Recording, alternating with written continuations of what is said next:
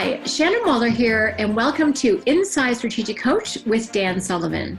Dan, we've been having a ton of fun doing a deep dive into the Scary Time Success Manual, and we're actually at the conclusion of the entire series. And I'm excited about this one because what you've talked about here is that this really is your best growth ever and out of scary times, which is such a transformational and transformative way to think about it. So what does it mean out of scary times to have your best growth ever? First of all, I think to come to that conclusion, you have to have treated it, as a jump forward rather than a setback. So that's just the idea. People say, we were really restricted here and we were really prevented here and we were really blocked off here. And technically that's true, but I think that from a standpoint of intentions, I think from the standpoint of strategies, and I think from the standpoint of developing new capabilities, it's actually been one of the most rapid growth periods personally of my entire life. And I think totally as a team for the Strategic Coach Company and talking to hundreds and hundreds of our clients, they have all taken the same approach. I can recall conversations of individuals saying, I'm making so many improvements so fast, I hope this doesn't end too soon, which is really interesting. It's totally the opposite of the public media narrative about this terrible thing, how much ground we've lost, will we ever come back? This is the end of a whole way of life and everything. And I said, well, it's a choice of how you want to look at it. I mean, primarily it's a mindset. You have a choice whether it's going to be the best ever thing that happened to you, or you're going to choose that it's the worst thing that ever happened to you. And it's a choice. And I think each individual is kind of on his or her own. It's a really good point, Dan. And you really talk about, a couple key factors here are how can you be increasingly useful to other people and how to transform what is a really abnormal time, which is a great description. It's not normal. That's not a super judgmental term, but you talk about transforming it into a special time. And I like that flip. I really appreciate that different perspective, but it is 100% a mindset. And how you've been useful to yourself and others, I think, is definitely going to be how people are going to come out of it better or not. Yes. And, I've talked, over my lifetime, and I'm in my 8th decade now. And so I can recall dozens and dozens of individuals who were in, emergency situations, disaster situations, other epidemic situations, including the biggest, which was the Spanish flu epidemic of basically 1918 to 1921. And 1/3 of the entire world population at that time, there were 1.5 billion humans right around 1920. And 1/3 of them, 500 million people, had caught the Spanish flu. And 1/10 of those, 50 million by conservative measurements, 50 million of them died. Well, that's really a major, major scary situation. We're not going through anything comparable. First of all, the numbers aren't anything comparable, but we're doing it in a population that is 5.5 times bigger than it was in 1920. So it's a sense of perspective. The difference is that we have news, 24/7 news everywhere in the world today. So the drama of it gets multiplied by a factor of 1 million in social media, which is another multiplying factor. So the talking about it and being bombarded by people who are scared, people who are worried, people who are complaining, people who are criticizing, people who are blaming is probably 1 million times what it was in a previous scary times. Well, and that's what a lot of the news narrative has been. As you mentioned, that's what we're listening to. I'm not, but on the internet, I can see how it's being talked about. I have not been live with broadcasts. I've bypassed that whole experience, but people are telling me, and I can tell certain individuals when I talk to them, they're being affected by it, or the people that they're living with or the people that they're talking to every day are being affected by the negative news media. Dan, it also strikes me that people are being affected by news in ways that they can't actually be effective about. So they're being impacted, but it's this incoming stress, but there's no way to relieve it because there isn't an action they can take to help someone, across the country. It's interesting. I had a couple different conversations in some stores that I was in, and fortunately, so not to take away from anyone who has experienced this, but none of us, several of them have known anyone personally in our geographic area that has COVID. It's a really interesting circumstance. So it's something you hear about, but it's not anything you're actually, for many people, not everyone, not actually experiencing, which is there's a bit of a weird disconnect there. So you're at the effect of all of these changes and all these abnormal ways of operating, and yet people have to really decide how they can be effective and live their life the way that's really constructive.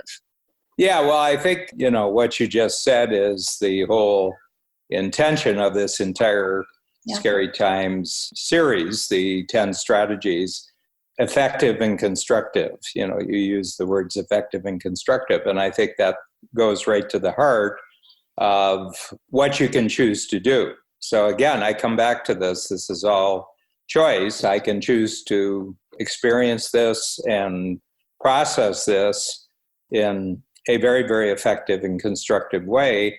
And if I do that, then I can disregard a lot of the other buzz that's going on about this. And I can be a kind of a counter.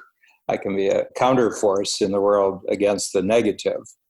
And Dan, one of the ways you talk about this, so it's really about becoming a better collaborator and contributor. That really is the goal. And even if someone, when you're listening to this, has been sort of on the complaining, upset, at the effect of side of things, there's a huge opportunity here to be a much better, as you said, contributor and collaborator. And I like that when we get through the strategies, you really talk about, how to flip that around and how to really look at this time. And I do start to see little seedlings of ideas where people are like, oh yeah, I'm not going to go back to it the way things were before. There's some precious moments in here. There's time with my family, or I actually am enjoying not having to travel. I was thinking this morning in preparation for today that we've all been forced off the hamster wheel, and some people aren't getting on back on, or it's not going to be going as fast, or it's going to be a different one. Thank you very much. People have a real choice now. They're being forced to pause and forced to think and reflect, maybe not by choice at the beginning, but now there's a real opportunity to transform their experience, which of course is something that you've always been about. So this is a very interesting snapshot in time, and I, like you, think there's a massive opportunity here. Whether you go through this whole experience and you take the route that we were suggesting with our strategies here, or you go through this whole experience and you do just the opposite and you've been miserable, what's true about both of you is that you just went through the whole experience. Very true, Dan. Yeah. I mean, the people who are hating this are still going through the same experience. I happen to be enjoying the challenge to flip everything from the negative to the positive. But the amount of time that both of us are spending in the experience is absolutely equal. I really like what you just said, Dan, enjoying the challenge of flipping that experience. So that's how you're looking at it. It's a challenge. You got disrupted as much as anybody, probably some cases more than others. But for you, it's an ongoing daily thing to say, okay, how can I turn this around? Is that how you're looking at it? Yeah. Well, it is. I'm not in control of events outside of myself. And I think that to a certain extent, a lot of people who are shocked in a negative way and they haven't recovered from it thought they were in control or somebody was in control. I don't know how long ago that I stopped believing that there was anyone really in control of surprise event. I don't think anyone's in control of a surprise event, because if you were in control, it would not have happened. So the fact that it was surprising and it shocked us means that your belief about being in control was deficient. You're not really in control. And I think maybe it has to go along with what's required to be an entrepreneur, that you really, really have to give up investing any energy, time, effort into controlling things that you can't be in control of, like the economy. You can't be in control of the economy. You can't be in control of the weather. You can't be in control of all sorts of factors. So I think the people who have responded best and quickest to this particular scary times had a very, very minimal belief in that they were actually in control of events outside of themselves. And I think that probably that had been for many years. That's like the one major mindset shift. Is so perfect. Yeah. I mean, something just happened that I'm not in control of. Well, you just flip back. Well, what was happening yesterday? You weren't in control of either. It's just that it was considered normal, that it happened over and over again. It felt like normal, but you weren't in control of it. But there is an area of your experience that you can be increasingly in control of, and that's your response. Yeah. So anything that happens, I can very quickly establish a new framework, a new mindset, a new intention. I can commit myself in a new way. I can muster up new courage on the path to developing new capability. And guess what? I have a full expectation that by doing this, then in a very short period of time, not only will I be as confident as I was when things were just normal, my confidence is actually going to be greater. So that's been a real product that at the end of a couple months of this experience, my confidence is way higher about a lot of things than it was 2 months ago. So that's a real gain. That's a real gain. I have capabilities now that I didn't have 2 months ago that will now become normal capabilities. I have a confidence that's much higher than it was 2 months ago. And that now becomes a normal confidence. Yeah, this is just such a fun way to conclude, the whole conversation. And turns out it's also a book, which is really cool. It's that mindset shift of looking at it's a challenge. How can I transform it? But the fact that you have been strengthening and building these entrepreneurial muscles for so long, and recognize that you can't control external circumstances. You can only really control your own responses to them. And then, making that commitment, going through those periods of courage, building up those capabilities, which leads you to a higher level of confidence, our 4 C's formula.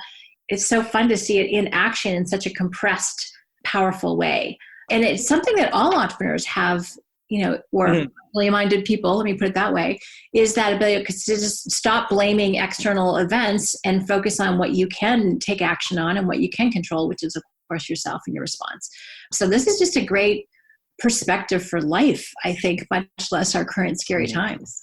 Yeah, very, very definitely. And actually, I'm saying, I wonder how much of the way I've been operating for 2 months can just become my daily approach. And, there's going to be a point where it's considered, the words back to normal will be there, but so much has changed that it's not the normal that was operating before this happened. A lot of things have changed, mindsets have changed, communication has changed, teamwork has changed. Some things have been eliminated that were thought important, but you've seen that they're not important. One of them being travel. I think that people are going to have much, much higher standards for judging the importance of something that they are being asked to travel for. Yeah. And they'll say, I can do that on Skype. We don't have to travel. So, some of the greatest investors are divesting themselves of all transportation stocks. Well, that kind of tells you, they say, there's going to be a totally different attitude towards flying. There's going to be a totally different attitude towards driving. How that shakes out, I don't know, but there is going to be a change. If things are being looked at differently, they're going to be acted out differently. Then that's pretty straightforward. Great. Oh, Dan, this is exciting. Very happy to be in the scary times with you. Yeah. All right. So let's get into our strategies here, Dan, because I think these are pretty magical. You talk about the scary times trick. So talk about that, because I think that's it is a trick, but it's a fun way to talk about it. Well, it's kind of funny because right from the beginning, each strategy has got 2 verbs. One of them is forget about this, focus on this. So all 10 of our strategies are forget and focus. What we're asking people to do essentially is forget about how things are for you and focus on being useful in some way, focus on some sort of improvement.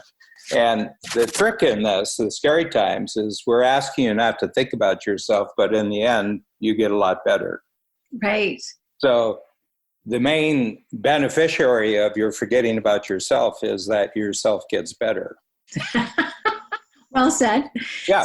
Well, I said, well, that's a trick, and it was kind of funny because I was the author of this close to 20 years ago. And, I zipped it out really fast. I remember, I think I wrote the whole piece in maybe less than a day of total time. And then it went out to the world and seemed to have a very powerful impact on a lot of people. So I was revisiting it for the second time because we had the big economic downturn in 08, 09. I don't even know if we tweaked it at all or altered it. It just went out the way it is. And then Bab said, oh, we got to pull that out again. This is going to be very valuable. And then you and I, in just turning it into a podcast, we discovered that, we could go far, far more deeply into each of these strategies.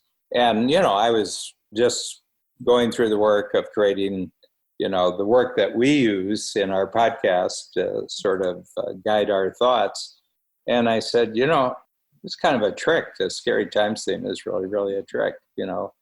At the end of it, it's not scary times at all. It's actually exciting times, growth times, breakthrough times.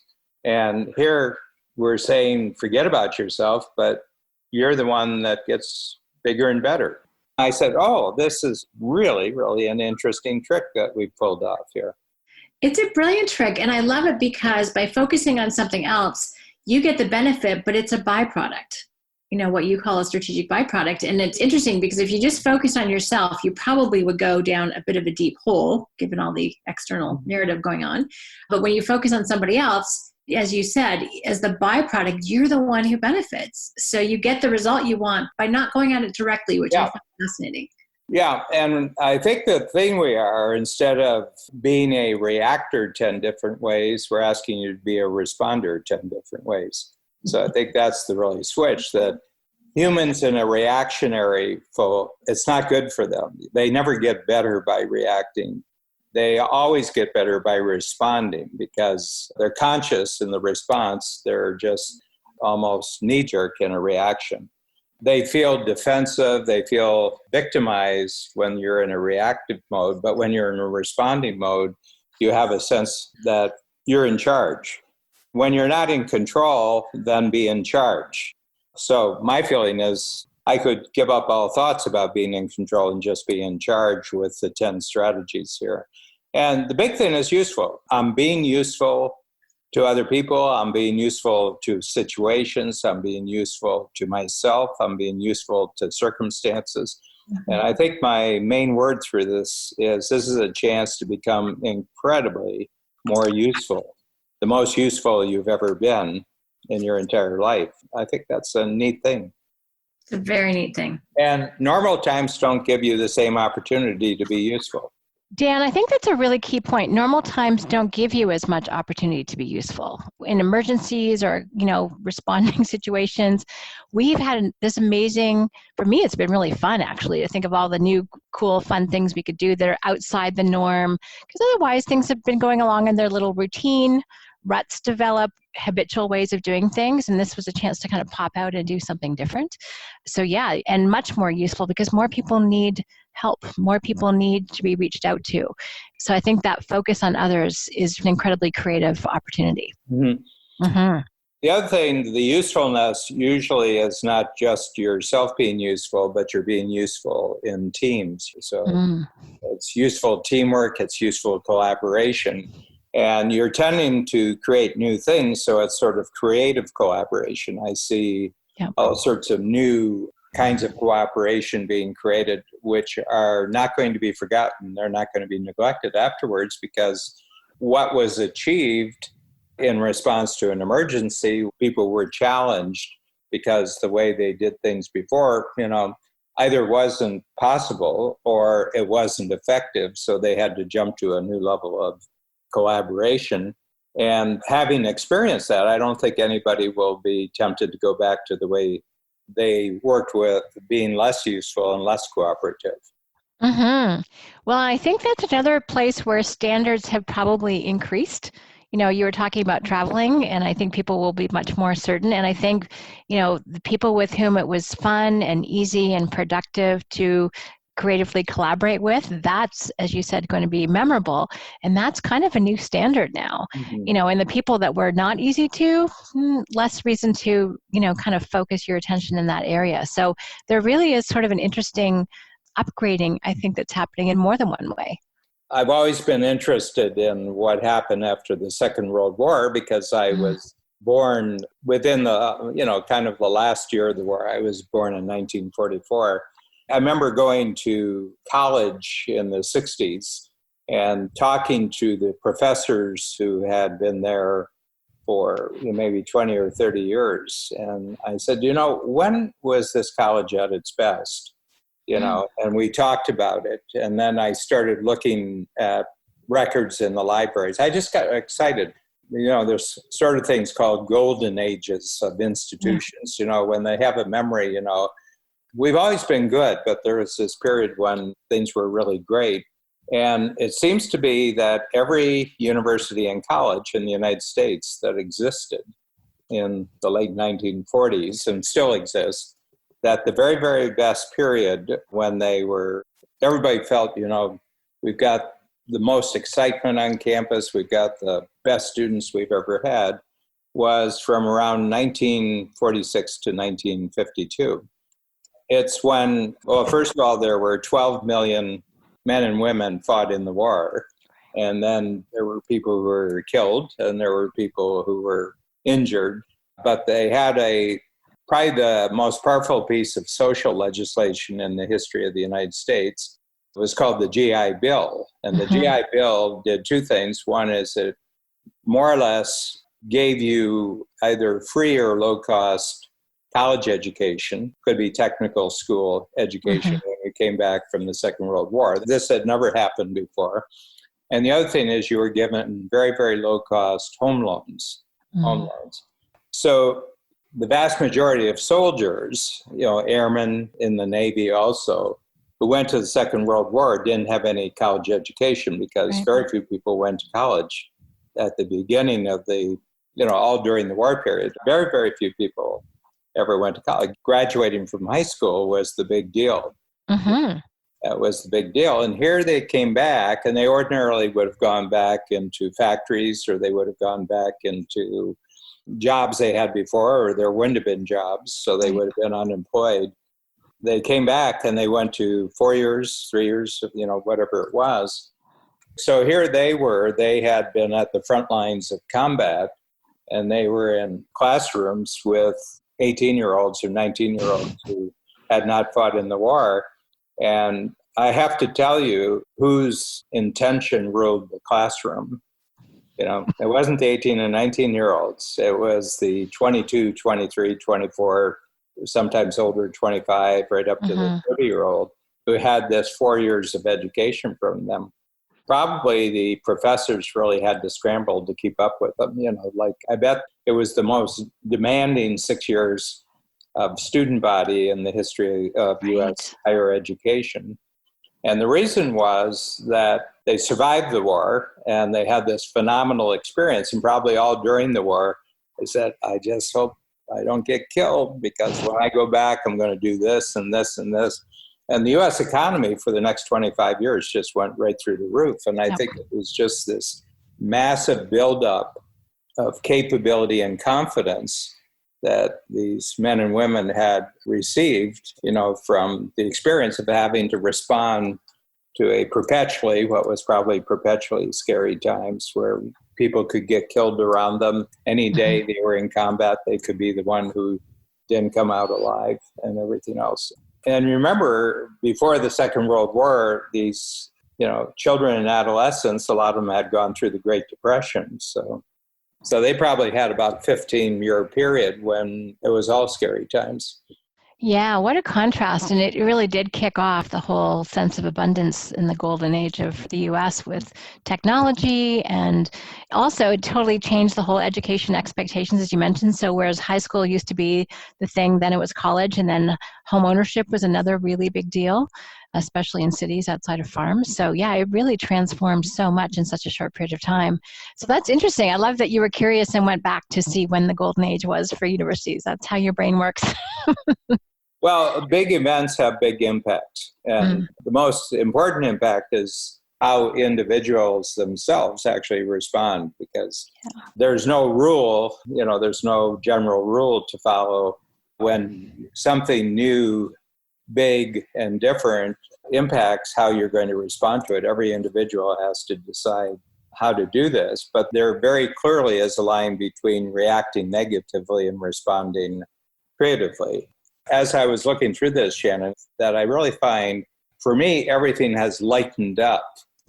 It's kind of lightened up. And I was thinking about the word lighten because it has two meanings. One of the lighten is that you throw light on, you're enlightened.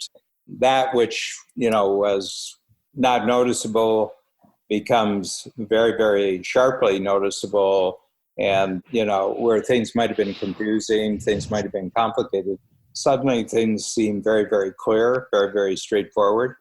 So that's one explanation of the word lighten up. But the other one is that you eliminate a lot of non-essential baggage. Like you lighten up, you're not carrying as much stuff from the past that you've determined during the scary times, I shouldn't be even thinking about this. I shouldn't even be doing this. I should just eliminate it. And, I bet a lot of people have cleaned up. We talked about this in one of our previous strategies about doing cleanups, uncomplicating things, making things more simple, getting rid of clutter in your life. I'm really experiencing there's a lightening up. People are lighter. They're lighter and leaner coming out of the scary times. Well, it's true. There's a couple things I've experienced lately that totally connect to that. One is walking in our laneway, because we have parking in our back of where we live. Clearly, people have been cleaning out their homes because garbage day is pretty full back there. It's kind of funny, just extra amounts of stuff. And then I read a really interesting article by someone who had COVID and studies viruses, including Ebola, and his conclusion was, it finally may have gotten to me. But he kind of said almost exactly the same sentiment, Dan, that he still cares very deeply about certain things, but other stuff, he just doesn't care at all about those and won't engage with them anymore. So it's really this idea of just letting go of stuff that used to irritate him, used to trouble or irk, doesn't matter anymore, and now just to focus on the things that actually are important. And I think the dividing line's a little clearer for a lot of folks than it was before. Yeah.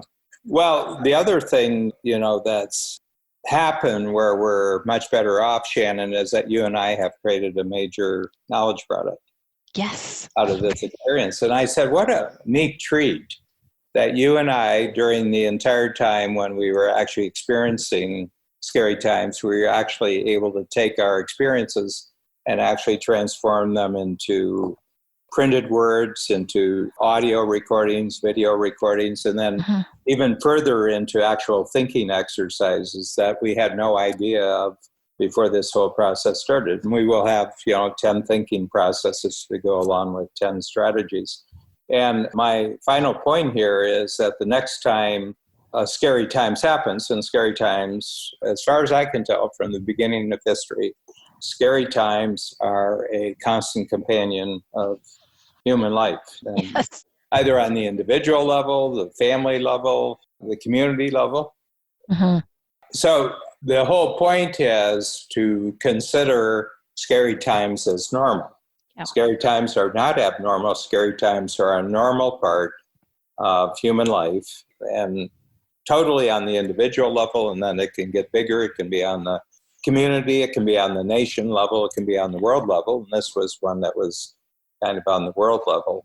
But because you went through this one and you now have 10 strategies, you'll be better prepared. So I was thinking, if we had had what we created here at the end of 2 months, but we actually had access to this before it ever started, I think all of us would have, in a moment's notice, we would have clicked into scary times strategies. So I could think with the books that we have and the audio recordings we have, the moment something even look like this. And I think that we would say, it looks like a scary times is coming. Looks like, have you been reading that? It's not here yet, but looks like there's a possibility that we're going to have a scary time. So we say, okay, let's start the discussion groups.